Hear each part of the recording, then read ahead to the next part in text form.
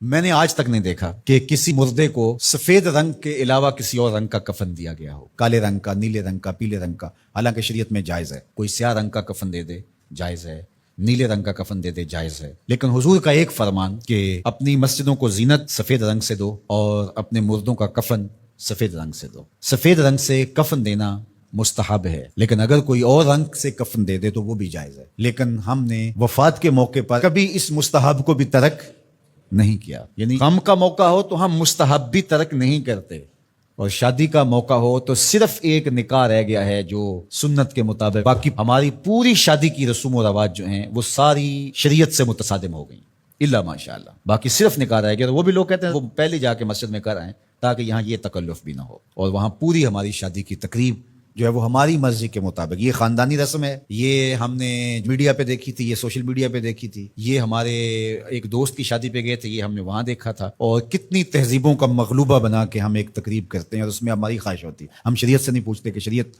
اس کے بارے میں کیا کہتی ہے۔ تو کیا اسلام غموں کا مذہب ہے، دکھوں کا مذہب ہے؟ خوشی کے موقع پر آپ اسلام کو نہیں بلائیں گے؟ آپ مجھے غم کے موقع پہ آواز دیں، فوتگی کے موقع پہ آواز دیں، میں چلا آؤں، اور جب شادی ہو تو آپ مجھے کارڈ ہی نہ بھیجیں، تو میں کہوں گا کہ میرا آپ سے صرف یہی تعلق ہے۔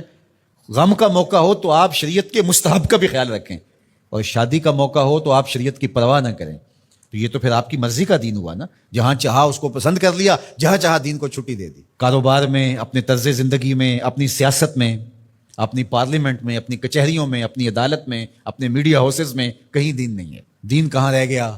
اللہ اکبر۔ اقبال نے جو شکوہ میں کہا کہ اگر مسجد میں صف آ رہا ہوتا ہے تو غریب، دین غریبوں کے پاس رہ گیا۔ دولت بڑھتی جاتی ہے تو دین بھی مرضی کا ہوتا جاتا ہے۔ مولوی صاحب کو پابند کرنے چاہتے ہیں لوگ کہ آپ اس طرح کا دین دے جس طرح ہم چاہتے ہیں، تو یہ تو اپنی خواہش اور آرزو اور تمنا کا نتیجہ ہوا۔ تو اللہ فرماتا ہے پھر یہ کیا ہوگا اگر تم ایسا کرو گے تو آخرت رہی، وہاں تو اشد عذاب تمہیں ہوگا ہی، دنیا میں بھی تمہارے لیے خزی و رسوائی ہے۔ اور آج ہمارا مسئلہ کیا ہے؟ آج ہم نہ دنیا دار ہیں نہ دین دار ہیں۔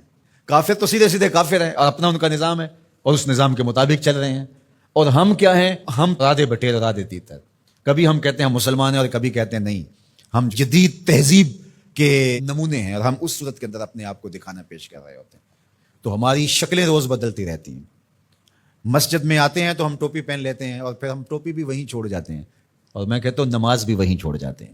جب دکان پہ بیٹھے ہوتے ہیں تو اس وقت ہم نمازی نہیں ہوتے، بلکہ ہم حج اور احرام بھی وہیں چھوڑ آتے ہیں، اور ہم یہاں اور طرح کے مسلمان ہوتے ہیں، حج پہ اور طرح کے مسلمان ہوتے ہیں، اعتکاف میں اور طرح کے مسلمان ہوتے ہیں، اور ہم باہر اور طرح کے مسلمان۔ حالانکہ یہ ساری تربیت ہے ہماری عملی زندگی میں اس کا اثر پیدا ہو۔